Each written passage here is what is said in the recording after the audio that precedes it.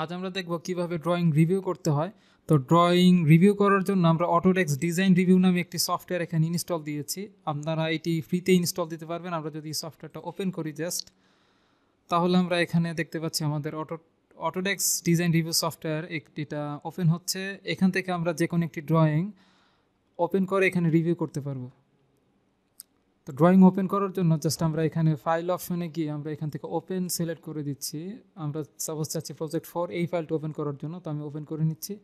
এবং আমরা এখান থেকে এখানে যদি ভিউ লিস্টে যাই, তাহলে আমরা শিটগুলো এখান থেকে সিলেক্ট করে আমরা এখান থেকে রিভিউ করতে পারবো। তো রিভিউ করার জন্য জাস্ট আমরা এখানে মার্ক অ্যান্ড মেজার যেই অপশনটি আছে, এখান থেকে আমরা জাস্ট কোনো যদি ড্রয়িংয়ের কোথাও যদি আমাদের কোনো ভুল থাকে, এগুলো যদি আইডেন্টিফাই করে দিতে হয়, সাপোজ আমি এখান থেকে এই টুলটা সিলেক্ট করে জাস্ট আমরা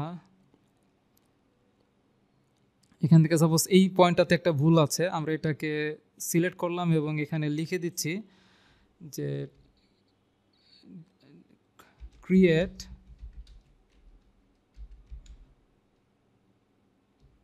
ডাইমেনশন ডিটেলস। আমরা একটু জুম করে নিচ্ছি। ওকে, আমরা এখানে ডাবল ক্লিক করে এটা আবার এডিট করতে পারি। আমরা যেহেতু ডিটেলসে ডাইমেনশন ক্রিয়েট করতে চাচ্ছি, তো আমরা এখানে ডিটেলস লিখে দিচ্ছি।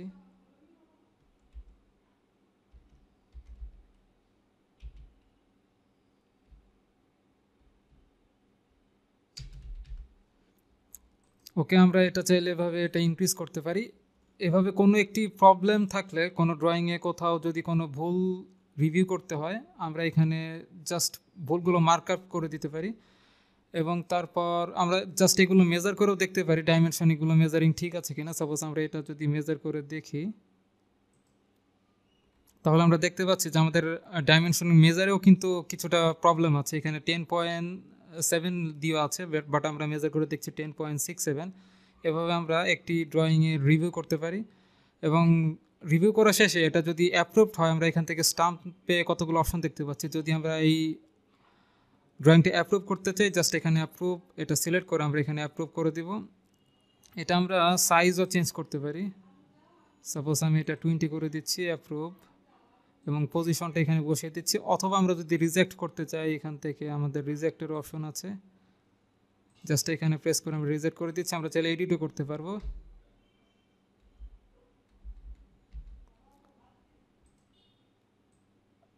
এখানে অনেক বিস্তারিত অপশন আছে, অনেকগুলোই অপশন আছে, বাট আমি নর্মালি আপনাদেরকে একটি রিভিউ দিয়ে দিলাম। আশা করছি এই সফটওয়্যারটি আপনাদের কাজে লাগবে। ধন্যবাদ সবাই।